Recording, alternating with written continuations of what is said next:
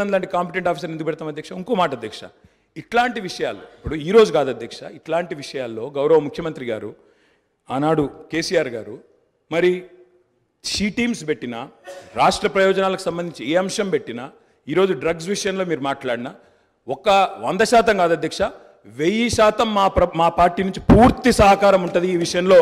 వారికి కన్ఫ్యూజన్ అవసరం లేదు, వారికి ఇంకేమైనా అనుమానాలు ఉంటే కూడా నేను చెప్తా ఉన్నా. భిన్నాభిప్రాయాలు అన్నారు, మేము అభిప్రాయం చెప్తే కదా అధ్యక్ష భిన్నాభిప్రాయం ఉండడానికి. అది మేమే చెప్పినాము, మేమే మా ప్రభుత్వం ఉన్నప్పుడే ఏర్పాటు చేసిన సంస్థ. ఇవాళ మీరు క్రెడిట్ తీసుకుంటా అనుకోవచ్చు, మాట్లాడితే మేనేజ్మెంట్ కోట అంటారు అధ్యక్ష.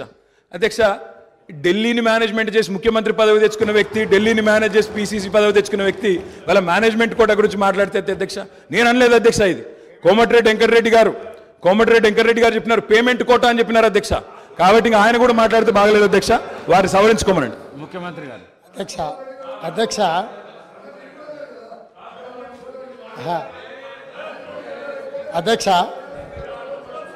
సభ్యుడికి ఇట్లయినా పరివర్తన వస్తుందేమని నేను అనుకున్నా.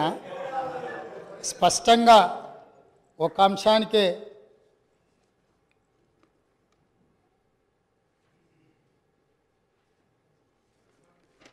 సభ్యుడు ఈ ఒక్క అంశానికే పరిమితమయ్యి స్పష్టంగా ముందుకొచ్చి ఇతర అంశాల పట్ల చర్చ జరగకుండా దీనికి మద్దతు ఇస్తారని నేను ఆశించిన. సో నన్ను నిరాశపరిచింది. మళ్ళీ సేమ్ రిటారిక్ పొలిటికల్ అలిగేషన్ చేసే ప్రయత్నం చేసిండ్రు. నాకేం ఇబ్బంది లేదు. టిఎస్ నాబ్ అనే ఒక పేపర్ మీద కాగితం తయారు చేసిండ్రు అధ్యక్ష. ఆ తయారు చేసిన దానికి సివి ఆనంద్ గారికి అడిషనల్ ఛార్జ్ మాత్రమే, హైదరాబాద్ కమిషనర్గా కొనసాగుతూ టిఎస్ నాబ్ డైరెక్టర్గా అడిషనల్ ఛార్జ్ వారు ఇచ్చిండ్రు. ఒక నిమిషం అక్కడికి వస్తున్నాను. మీరే ఏర్పాటు చేసారు, ఏర్పాటు చేసిన దాంట్లో ఏమేం లేకుండా చేసిండ్రు కూడా అవి కూడా చెప్తాను, ఎందుకంటే మీరు మొదలుపెట్టారు కాబట్టి మొత్తం చెప్పాలి కదా. సో అడిషనల్ ఛార్జ్ ఇవ్వడంతో ఆయన ఇక్కడ అక్కడ దృష్టి పెట్టలేకపోయింది. ఒకటి, వాళ్ళు ఒక స్టాఫ్ ప్యాటర్న్ వర్కౌట్ చేసి ఇచ్చారు. 301 మంది సిబ్బంది కావాలా, ఈ సిబ్బందిని అంతా మాకు ఇవ్వాలి, దీన్ని నిషేధించాలని ప్రభుత్వానికి నివేదిక ఇచ్చారు. 10% సిబ్బందిని కూడా వాళ్ళకి ఇవ్వలే. 29 కోట్ల రూపాయలు వాహనాల కొనుగోలు కానీ ఇతర ఆఫీసుకు సంబంధించిన అంశాలను మాకు ఏర్పరచుకోవడానికి 29 కోట్ల రూపాయలు బడ్జెట్ కావాలని రాష్ట్ర ప్రభుత్వానికి అడిగారు. ₹1 కూడా ఈ రోజు వరకు ఇవ్వలే. టిఎస్ నాబ్ అనే ఒక పేపర్ సంస్థను ఏర్పాటు చేసి దానికి అడిషనల్గా ఒక ఏడీజీ సిటీ కమిషనర్ గారిని పెట్టి ఆ సంస్థను నిర్వీర్యం చేసిండ్రు. కాబట్టి నేను అవన్నీ విమర్శల జోలికి వెళ్ళలే. కాకపోతే వారు ఇప్పుడు చెప్పిండ్రు కాబట్టి నేను ఇవన్నీ చెప్పాల్సి వస్తుంది. అందుకే ఈరోజు నేను ఫుల్ టైం ఏడీజీని దానికి వేసినాను. ఇమ్మీడియట్గా 29 కోట్లు కాదు, అవసరమైతే మీరు 50 కోట్లు తీసుకోండి. ఇది నా రాష్ట్ర భవిష్యత్తు, ఇది మన పిల్లల భవిష్యత్తు. ఇవాళ మన కుటుంబంలో మనం ఏ విజయం సాధించినా, ఏ స్థాయికి ఎదిగినా తెలిసి తెలియని వయసులో పిల్లలు ఇట్లాంటి వాటిన బారిన పడితే మన కుటుంబాలు అన్నీ కూడా ఆ దుఃఖాన్ని లెక్క కూడా పెట్టలేం. ఈరోజు ఎన్నో పాఠశాలల్లో ఈరోజు ఇట్లాంటి ఫిర్యాదులు వస్తున్నాయి. నేను వాటన్నిటి గురించి ఎక్కువ ప్రస్తావించదలుచుకోలేదు ఇక్కడ, ఎందుకనంటే వాళ్ళు ఎంతో రెప్యుటేషన్ ఎంతో కష్టపడి సంపాదించుకున్నారు. ఎవరి మీద ఎక్కడ ఏ పాఠశాలలలో ఏమి ఇబ్బందులు ఉన్నాయనే వివరాలు నేను ఇక్కడ సభలో చెప్పదలుచుకోలేదు. ఎందుకనంటే ఆ కుటుంబాలకు కానీ లేకపోతే ఆ పాఠశాలలకు కానీ ఆ కాలేజీలకు కానీ రెప్యుటేషన్ దెబ్బతింటుంది. గత ప్రభుత్వం పేపర్ మీద తెలంగాణ స్టేట్ యాంటీ నార్కటిక్ బ్యూరోను స్టార్ట్ చేసింది నిజం, దానికి ఒక హైరార్కీని డిసైడ్ చేసింది నిజం, దానికి అడిషనల్ ఛార్జ్ చేసి తూతూ మంత్రంగా చేసింది నిజం. వాళ్ళు 29 కోట్ల రూపాయలు అడిగితే ₹1 కూడా ఇవ్వండి నిజం. వీటన్నిటిని సమీక్షించి అందుకే నేను ఏమంటున్నా అంటే ఈ ఒక్క విషయంలో విమర్శల జోలికి వెళ్లకుండా ఈ తెలంగాణ సమాజాన్ని ఒక బలమైన సమాజంగా, ఈ తెలంగాణ సమాజం అంటే ఒక ఉద్యమాల గడ్డ, తరతరాలుగా మనము నిటారుగా నిలబడి కొట్లాడిన చరిత్ర ఉన్న గడ్డ. ఇవాళ ఈ గడ్డ మీద గంజాయి మొక్కలు మొలుస్తుంటే, గంజాయి వనాలు పెరుగుతుంటే ఎక్కడెక్కడో ఇక్కడికొచ్చి పక్క రాష్ట్రాల్లోడు పక్క దేశాల్లోడు వివిధ మాదక ద్రవ్యాలు ఇక్కడికి తీసుకొచ్చి మన పిల్లలకు నేర్పి మన పిల్లలు మన రాష్ట్ర భవిష్యత్తును నాశనం చేస్తుంటే ఇక్కడ కూడా మనం రాజకీయాలు చర్చించుకుంటూ ఉంటే సమాజం మనల్ని క్షమించదు.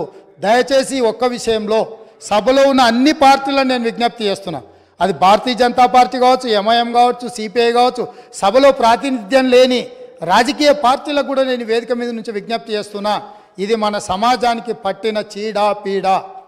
దీన్ని తొలగించడంలో, పూర్తిగా నిషేధించడంలో మీ అందరి మద్దతు ఈ రాష్ట్ర ప్రభుత్వానికి అవసరం ఉన్నది. అవసరమైన సహకారాన్ని అందించాల్సిందిగా సభాపక్ష నాయకుడిగా మీకు అందరికీ విజ్ఞప్తి చేస్తున్నా అధ్యక్ష. అదేవిధంగా అధ్యక్ష, ఇంకా చాలా రోజులు మనం చాలా విషయాలు చర్చించుకోవాలి, మాట్లాడుకోవాలి. చాలా విషయాలు నేను ప్రస్తావించాలనుకున్న విషయాలు ఉన్నాయి.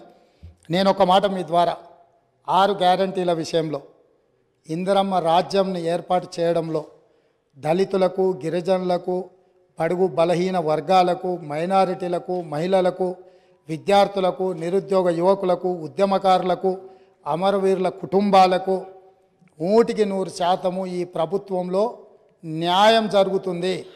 ఈ ప్రభుత్వము తెలంగాణ ప్రజలకు స్వేచ్ఛనిస్తుంది. ఈ ప్రభుత్వం తెలంగాణ ప్రజలకు సామాజిక న్యాయం చేస్తుంది.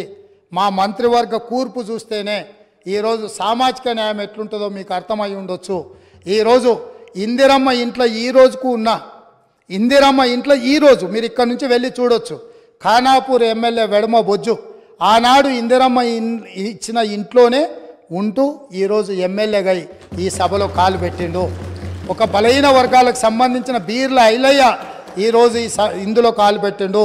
ఒక ఈర్లపల్లి శంకరయ్య షాద్నగర్ నుంచి రజక కుటుంబం నుంచి వచ్చిన వాడు ఈ శాసనసభలోకి రావడం జరిగింది.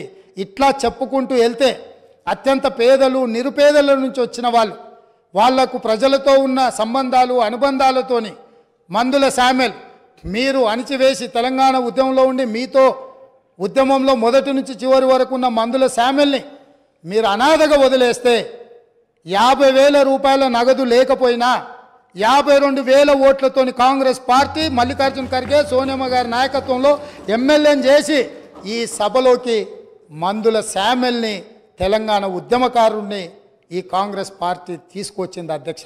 కాంగ్రెస్ పార్టీ చిత్తశుద్ధిని ఈ దేశంలో ప్రజలు ఆలోచన చేయనప్పుడు, ఈ దేశంలో ప్రజలకు స్వతంత్రం కావాలి అని అందరికి అవగాహన లేనప్పుడే ఈ దేశ ప్రజలకు స్వేచ్ఛనివ్వాలి, స్వతంత్రం తీసుకురావాలి అని కాంగ్రెస్ పార్టీని ప్రారంభించి ఆగస్టు 15, 1947లో ఈ దేశానికి స్వతంత్రం సాధించిన పార్టీ కాంగ్రెస్ పార్టీ.